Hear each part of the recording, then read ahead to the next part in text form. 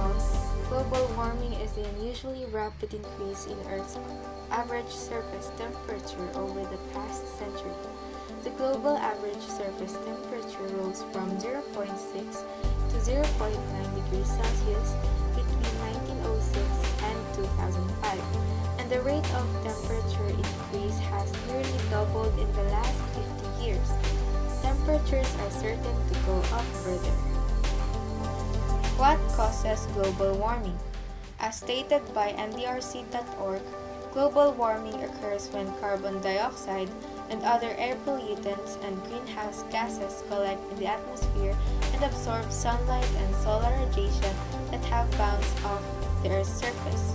Normally, this radiation would escape into space, but these pollutants, which can last for years to centuries in the atmosphere, trap the heat and cause the planet to get hotter.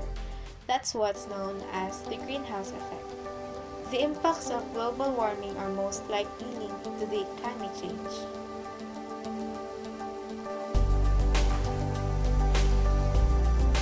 It's time for us to make a better world. Save life by saving our Mother Earth.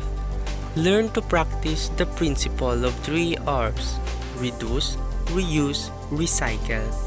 Reduce the usage of products that are harmful to the environment. Choose wisely, use properly, and live comfortably. Reuse the items or materials that are still usable.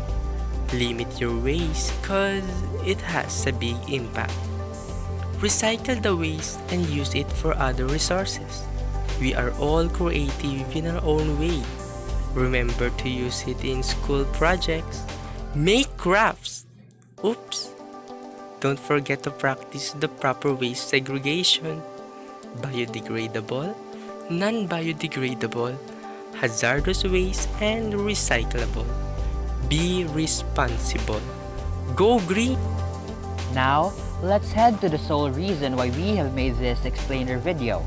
Let's answer the question, what can we do as ordinary Filipino students to battle or fight against the global warming and climate change? I believe that there are numerous platforms where we are able to speak out and voice out our opinions and stand with regards to the issues of our environment and society.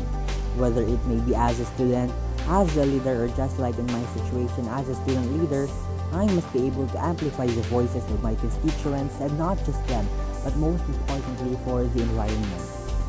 As a student leader again, I must serve as a model or as an influence for the individuals who are not yet knowledgeable or open about the issues of our environment. I must serve as the knowledge giver that they may know their actions and identify their respective consequences. And with that, if I start influencing other people, it will create a domino effect which will result to a healthy earth. There are also a number of organizations in our locality which promotes the environment. They conduct cleanup drives, tree planting activities, and other acts which sustains the environment.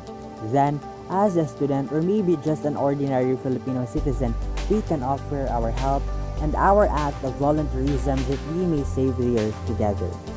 Discipline is also very important.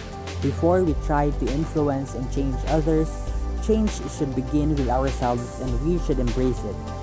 We should not become hypocrites who contradicts our words with our actions. With that, I believe that we are slowly sustaining and conserving the earth.